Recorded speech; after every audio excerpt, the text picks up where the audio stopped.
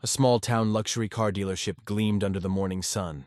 Marble floors, suits, and shallow smiles. Then came Elijah, a quiet, middle-aged black mechanic in worn boots and oil-stained hands. He stepped inside, holding a small metal box and looking out of place. The staff's eyes turned sharp. The sales manager sneered, "Sir, this isn't your kind of place." The line drew laughter from others, and silence from Elijah, whose dignity stayed intact even in humiliation. He wasn't here to buy a car. He was here for something that would change every life in that room. The morning light spilled across the glass walls of Bridgeway Motors, catching the gleam of polished hoods and the scent of fresh leather. Inside, salesmen in tailored suits leaned on shiny cars, their voices smooth and practiced, selling dreams that only a few could afford. And then, the door chimed, heads turned, a man stepped in. Late 50s, skin darkened by years under the sun, hands rough and scarred from engine grease that never fully washed away. His jeans were faded, his boots cracked, his jacket old but clean. In his right hand, he carried a small, rusted metal box. He paused near the entrance, his eyes scanning the spotless showroom, the marble floor reflecting light so bright it almost hurt to look at. He didn't move toward the cars or the reception desk. He just stood there quietly. A young salesman whispered, "Is he lost?" The receptionist forced a smile. "Sir, can I help you?" Elijah nodded slightly. "I'm looking for someone." His voice was calm, deep, respectful. Before she could ask who, a man in a navy blazer strode forward, Mr. Collins, the sales manager. His smile was wide, but his tone carried the kind of politeness that hid a blade. "Sir, this is a private showroom. We usually work by appointment." Elijah nodded again. "I won't be long." Collins crossed his arms. "We have a maintenance shop down the street if you're looking for used parts." A few of the younger employees chuckled. Elijah said nothing. His gaze drifted to the cars, the spotless chrome, the soft reflections of men who thought they were better than him. He'd fixed engines like these for 20 years. He knew every sound they made, every secret they hid under their perfect shells. "Sir," Collins said again, firmer now, "this really isn't your kind of place." The words hung in the air, sharp, cold, deliberate. For a moment, Elijah's lips tightened, not in anger but in something quieter, a tired understanding. He simply said, "Maybe not." Then, with the same calm, he turned toward the door. The laughter behind him was soft but heavy. It followed him like an echo as he stepped outside, sunlight washing over his face. He stood by his old pickup truck for a moment, holding that small metal box. Inside was something priceless, but not to those men. He looked back at the dealership, at the reflections of people too proud to see beyond appearances. Then he whispered to himself, "Maybe they'll see, someday." He placed the box gently on the passenger seat, started the engine, and drove away, the sound of the old truck fading beneath the hum of luxury engines. The late afternoon sun sank behind the dealership's glass walls, painting the parking lot in amber light. Elijah's truck sat alone under a flickering lamp, dust clinging to its doors, paint faded from years of work and weather. He climbed inside slowly, resting his rough hands on the steering wheel. For a long moment, he didn't start the engine. He just breathed, slow, steady, quiet. In that silence lived years of swallowed pride and invisible battles. He'd been told, "You're not qualified," when he was the best mechanic in town, maybe next time when others less skilled were chosen. He'd watched people glance past him in grocery lines, skip him at diners, call him sir with the tone of someone saying, "Stay away." He'd learned to live between looks, not angry, just tired.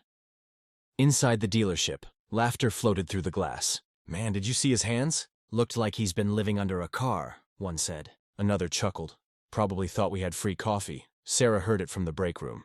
The youngest intern there, 22, nervous, eager to fit in. She laughed at their jokes the first week just to blend in. But something about this one stuck like a stone in her chest. She remembered Elijah's eyes. Calm, steady, not confused or ashamed. He didn't look like a man out of place. He looked like a man used to being looked down on. As the others joked, Sarah pretended to focus on her screen, but her fingers didn't move. Guilt, a small, quiet thing, began to take root. That night, her apartment felt smaller than usual. The laughter from earlier replayed in her mind, followed by the image of Elijah's cracked boots and gentle nod. She opened her laptop. Out of curiosity, or conscience, she typed into the search bar, "Elijah Mechanic Bridgeway Town." At first, nothing. Then, one old article, her eyes widened as she read. It was dated nearly 15 years ago. Local mechanic saves soldier from fiery wreck. A photo showed a younger Elijah, standing beside a wrecked jeep, his arm wrapped in bandages. The soldier's name, James Porter, leapt from the page. Sarah froze. Mayor James Porter. Her breath caught. The man they mocked today had once pulled their mayor from a burning vehicle. She sat back, staring at the glow of her screen, the sound of city traffic whispering through her window. For the first time, the world around her felt heavier, unfair in ways she'd never noticed. Sarah closed her laptop slowly, whispering to herself, "How many times have we done this? How many people have we laughed at without ever knowing their story?" By morning, Bridgeway Motors was buzzing. The salesmen who had laughed the day before were suddenly on edge. The dealership had received a call. The mayor was coming. No one knew why. Polish rags flew, coffee cups vanished, and Mr. Collins barked orders like a drill sergeant. "Everyone stay sharp," he said. "This could be great press for us." He didn't mention Elijah, but his eyes lingered uneasily toward the parking lot, where the old mechanic's pickup had been seen earlier that morning. At 10:02 a.m., the low hum of engines filled the street. A black SUV convoy rolled in, flags fluttering on the hoods. Cameras followed. Security stepped out first, then Mayor James Porter, tall, composed, dressed in a dark overcoat. The room straightened. Smiles spread like paint on glass. Professional, fake, rehearsed. Collins stepped forward, hand extended. "Mr. Mayor, what an honor to—" But the mayor walked right past him. His eyes swept the showroom until they caught on the doorway near the service entrance, where Elijah stood quietly, wearing the same jacket, the same calm expression. The mayor froze. Then, in front of a stunned crowd, he walked straight to Elijah.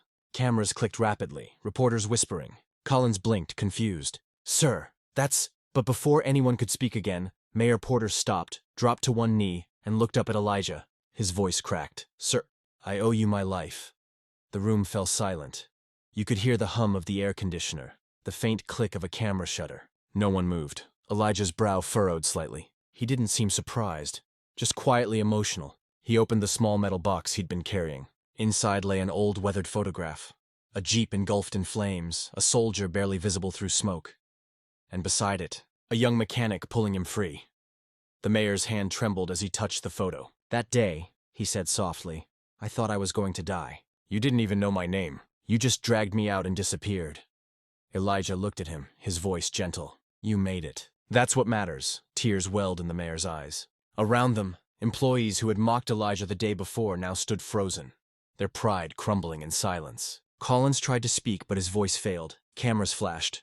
The photo in the box gleamed under the showroom lights, a piece of truth burning brighter than the polished cars around it. The mayor rose slowly and faced the crowd. "This man," he said, pointing to Elijah, "is a hero, and today this city honors him." Elijah only nodded, eyes lowered. "I didn't come for honor," he said softly, "just to return something that belongs to you." He reached into the box again, and the mayor's expression changed completely. The air inside Bridgeway Motors was thick with silence. Reporters had stopped speaking. Phones stopped buzzing. Even the faint hum of the showroom lights seemed to fade as every pair of eyes turned toward Elijah. The mayor's voice echoed, calm but heavy. "This man didn't come to buy a car. He came to return my father's watch." He reached into Elijah's trembling hand and lifted the small silver timepiece for all to see. The edges were blackened, the glass cracked, yet the faint ticking still carried through the room. "It survived the fire," the mayor said softly. "So did I." Gasps rippled through the crowd. Mr. Collins, the sales manager, took an awkward step forward. "Mr. Mayor, I had no idea. We thought—" The mayor turned, eyes sharp. "You thought wrong."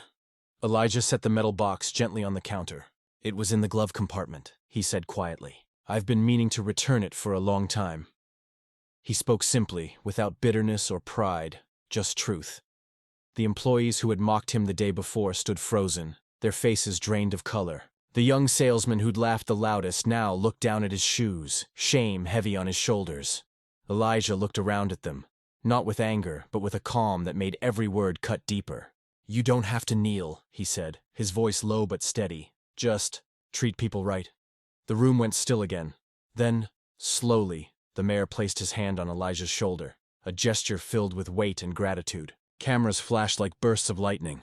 The world outside that glass showroom suddenly felt different. Smaller, quieter, Bridgeway Motors, the mayor announced, will now sponsor a fund in this man's name to honor acts of unseen courage.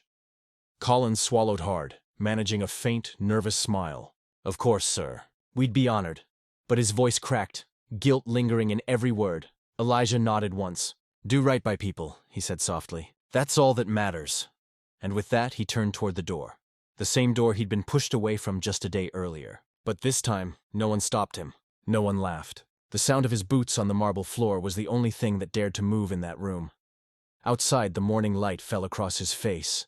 Soft, golden, forgiving. He took a deep breath, glancing up at the clear sky. The town, once blind to him, now whispered his name. He climbed into his old pickup truck, set the empty metal box on the passenger seat, and smiled faintly. Because sometimes, it takes the humblest hands to remind the world what real worth looks like.